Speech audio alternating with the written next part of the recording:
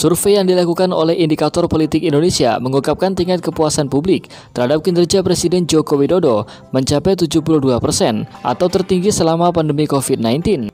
Direktur Eksekutif Indikator Politik Indonesia, Burhanuddin Muhtadi, saat merilis survei bertajuk Kinerja Presiden, Pemulihan Ekonomi Pasca Pandemi, dan Peta Elektoral Terkini melalui keterangan tertulis, menyebutkan tingkat kepuasan publik terhadap Presiden Jokowi meningkat tajam dari 59% pada Agustus 2021 menjadi 72% pada November 2021.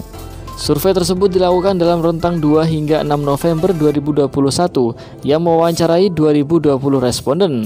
Kenaikan kepuasan publik terhadap kinerja Presiden Jokowi tersebut pertama kalinya terjadi. Sebab sejak pandemi atau selama 2 tahun berturut-turut, kepuasan publik terhadap kinerja Presiden selalu mengalami penurunan. Artinya kenaikan 13 poin ini menjadi hal baru selama pandemi. Indikator Politik Indonesia mencatat kepuasan publik terhadap kinerja Presiden disebabkan persepsi ekonomi yang terus membaik. Faktor lain yang mendongkrak juga terkait keberhasilan pemerintah menangani pandemi COVID-19.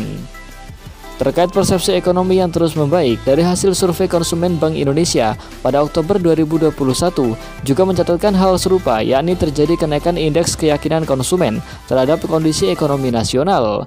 Artinya masyarakat semakin optimistis, kondisi ekonomi nasional terus membaik, seiring membaiknya penanganan pandemi. Burhanuddin menilai kebijakan gas dan rem yang selama ini diterapkan pemerintah mampu menyeimbangkan aspek pemulihan ekonomi dan kesehatan.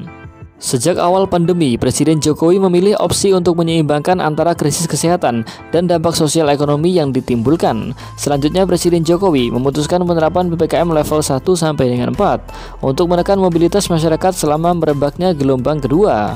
Pemerintah juga menggenjot vaksinasi untuk mempercepat terbentuknya herd immunity. Kewajiban menunjukkan sertifikat vaksinasi agar dapat masuk ke pusat-pusat kegiatan ekonomi, mendorong masyarakat untuk bersedia divaksin.